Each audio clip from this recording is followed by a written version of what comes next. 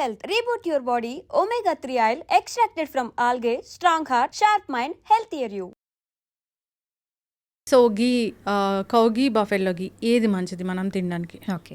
So cow ghee, buffalo గీలో చూసుకుంటే cow గీ చాలా మంచిది. ఎందుకు అంటే బఫెలో గీలో ఇంకా ఫ్యాట్ అనేది, కొవ్వు అనేది ఇంకా ఎక్కువగా ఉంటుంది. బఫెలో మిల్క్లో కొవ్వు ఎక్కువగా ఉంటుంది.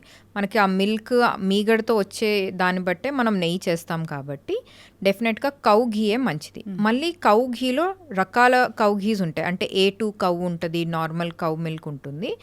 A2 కౌ అనేది ఇంకా మంచిది. ఎందుకంటే A2 కౌ మిల్క్లో ఉండే ప్రోటీన్ వేరేగా ఉంటుంది, వేరే కౌ మిల్క్లో వేరేగా ఉంటుంది అనమాట. సో A2 కౌ అనే ప్రోటీన్, కెసీన్ ప్రోటీన్ అని అంటాము, ఆ ప్రోటీన్ అనేది ఎక్కువగా ఉంటుంది.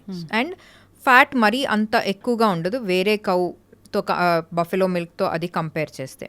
సో అందుకు A2 కౌ ఘీ అనేది చాలా చాలా మంచిది. కొంచెం ఎక్స్పెన్సివ్ ఉంటుంది, కానీ ఎవరికైనా వీలు ఉంటే డెఫినెట్గా A2 కౌ ఘీ వాడితే చాలా మంచిది. అది అంటే స్ట్రక్చర్ని బట్టి ఇది మంచి నెయ్యి అని తెలుసుకోవచ్చా మనం?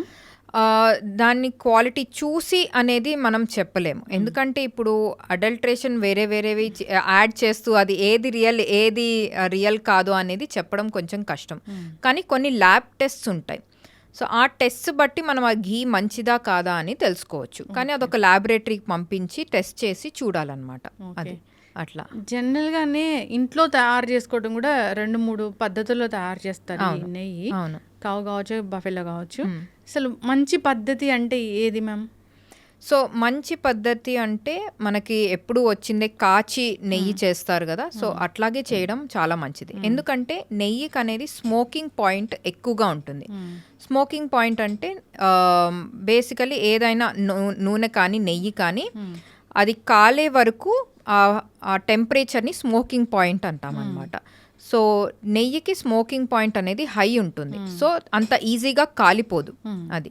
సో అందుకు కొంచెం మెల్లగా లో ఫ్లేమ్లో వెన్న కాచి చేస్తే చాలా మంచిది. అలాగే చాలా మంచిది. సో నెయ్యి కూడా ఇంకా క్వాలిటీ ఎక్కువ ఉంటుంది అండ్ ఎక్కువ రోజులు కూడా ఉంటుంది అనమాట. అది ఖచ్చితంగా చాలా చక్కగా చెప్పారు. సో నెయ్యిని చాలా మంది కాఫీలో కూడా తీసుకుంటూ ఉంటారు. అదేంటి, అది మంచిదేనా అసలు? Okay, yeah. So very nice point actually. చాలామంది ఇప్పుడు పెద్ద ట్రెండ్ అనమాట ఇది, బుల్లెట్ ప్రూఫ్ కాఫీ అని. కాఫీలో పొద్దున్నే నెయ్యి వేసుకొని ఒక స్పూన్ తాగడం అనేది అలవాటు చేసుకుంటున్నారు. సో బేసికలీ ఈ కాన్సెప్ట్ అసలు ఎందుకు స్టార్ట్ అయిందంటే కీటో డైట్ ఫాలో అవుతున్న వాళ్ళకి స్టార్ట్ అయింది. సో కీటో డైట్ అంటే మనం కొవ్వు తింటూ కొవ్వును కరిగించడం, మీరు స్టార్టింగ్లో చెప్పిందే అది. సో కొవ్వు తింటూ కొవ్వు కరిగించుకోవడం అనేది డిఫరెంట్ కాన్సెప్ట్ అది. సో దాంతోపాటు మనం ఎక్కువ కొవ్వు తీసుకుంటుంటే మాత్రం అసలు బాడీకి మంచిది కాదు. సో ఫస్ట్ థింగ్, కాఫీలో మనం కొవ్వు వేస్తున్నాము, నెయ్యి వేస్తున్నాము అంటే ఇప్పుడు కాఫీలో ఉండే కొన్ని యాంటీ న్యూట్రియంట్స్ ఆ నెయ్యిని సరిగ్గా అబ్జార్బ్ చేయనీయదు. సో అందుకు అది ఫస్ట్ ఒక రాంగ్ కాన్సెప్ట్, ఫాలో అవ్వకూడదు. నెక్స్ట్, ఇది జనరల్గా ఎంటీ స్టమక్ మీద తాగుతూ ఉంటారు. సో తాగుతున్నప్పుడు ఆ కాఫీ అనేది కొంచెం అసిడిటీ క్రియేట్ చేయడానికి అవకాశం ఉంది. సో అందుకు ఎంటీ స్టమక్ మీద ఇది తీసుకోవడం అనేది కరెక్ట్ కాదు. నెక్స్ట్, ఇప్పుడు every day keto diet follow అవ్వకుండా ఓన్లీ ఈ బుల్లెట్ ప్రూఫ్ కాఫీ అంటే కాఫీలో నెయ్యి వేసుకొని మిగతా రోజంతా ఏదైనా తినచ్చు అనుకుంటే డెఫినెట్గా అది ఉపయోగం ఉండదు. సో ఓన్లీ ఈ కాఫీలో నెయ్యి వేసుకొని మనం బరువు తగ్గిపోదాం, కొవ్వు కరిగించుకుందాం బాడీలో అంటే అది కుదరదు. సో డెఫినెట్గా రోజంతా మంచి స్ట్రిక్ట్ డైట్ ఫాలో అవుతూ అప్పుడు మీరు కాఫీలో నెయ్యి వేసుకొని తీసుకుంటే పర్వాలేదు. కానీ ఎంత వేసుకుంటున్నారు? ఒక్క హాఫ్ స్పూన్ వేసుకుంటే పర్వాలేదు. కానీ బెటర్ ఏంటంటే ఇది అవాయిడ్ చేయడం. దానికన్నా మీరు నార్మల్గా జస్ట్ ఒక హాఫ్ స్పూన్ ప్లెయిన్గా ఉట్టిది తింటే పర్వాలేదు ఎంటీ స్టమక్ మీద. అది ఓకే. ఎస్ మ్యామ్, చాలా చక్కగా చెప్పారు. అయితే చాలా మంది నెయ్యి స్వీట్లు ఎక్కువగా తీసుకుంటున్నారు. ఘీ స్వీట్స్ అనేది చాలా ఫేమస్, పాపులర్. అవి తీసుకోవాలి అని చెప్తుంటారు. ఇంకా దివాళీకి అయితే చాలా మంది మనకి ఇవ్వడము. సో దివాళీ తర్వాత అందరు వెయిట్ గెయిన్ అవుతూ ఉంటారు కూడా డెఫినెట్లీ ఈ స్వీట్స్ వల్ల. అది మంచిదేనా అసలు?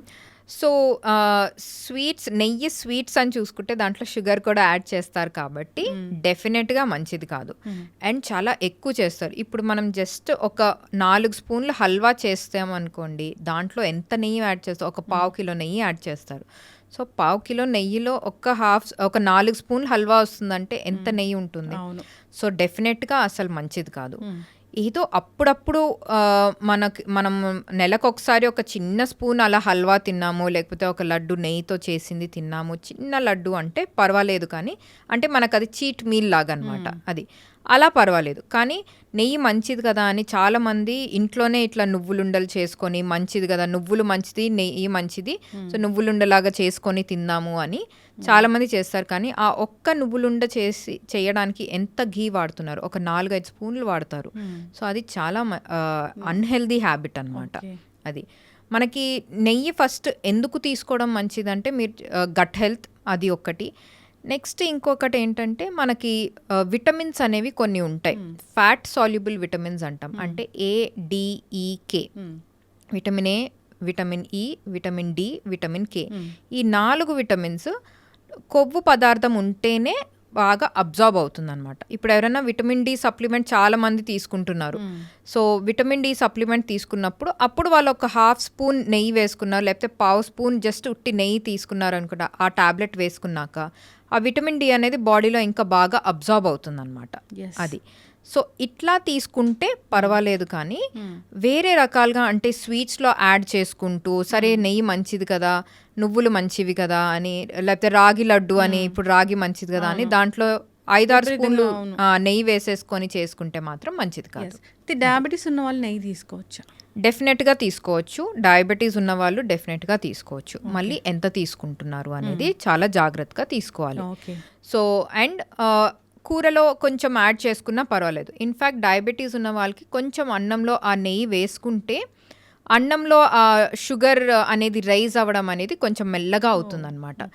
ఎందుకంటే అన్నంతో పాటు కొంచెం పప్పు, కొంచెం నెయ్యి వేసుకున్నారు అనుకోండి, పప్పులో ఏంటి మనకి ప్రోటీన్, నెయ్యిలో కొంచెం ఫ్యాట్. సో అన్నంలో మనకి కార్బోహైడ్రేట్ అనేది ఎక్కువగా ఉంటుంది. సో కార్బోహైడ్రేట్ అనేది మనకి బ్లడ్ షుగర్ అనేది తొందరగా రేస్ చేస్తుంది అనమాట. సో ఈ పప్పుతో పాటు నెయ్యి వేసుకొని అన్నంలో కలుపుకొని తిన్నారంటే ప్రోటీన్, ఫ్యాట్ ఉంది కాబట్టి ఆ రైస్ని ఇమ్మీడియట్గా డైజెస్ట్ చేసి ఇమ్మీడియట్గా మనకి బ్లడ్ షుగర్ రైజ్ చేయడానికి అవకాశాలు తక్కువగా ఉంటాయి. సో అందుకు డెఫినెట్గా నెయ్యి వేసుకొని డయాబెటీస్ ఉన్న వాళ్ళు ఒక 1/2 స్పూన్, ఒక పొద్దున్న 1/2 స్పూన్, ఒక నైట్ అన్నంలో కలుపుకొని తీసుకుంటే పర్వాలేదు.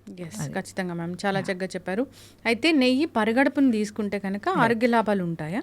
Yes, like gut health. అంటే మనకు పొద్దున్నే కొంచెం మోషన్ ఫ్రీగా అవ్వాలి అదంతా అంటే, సో ఎంటీ స్టమక్ మీద ఒక 1/2 స్పూన్ తీసుకుంటే పర్వాలేదు.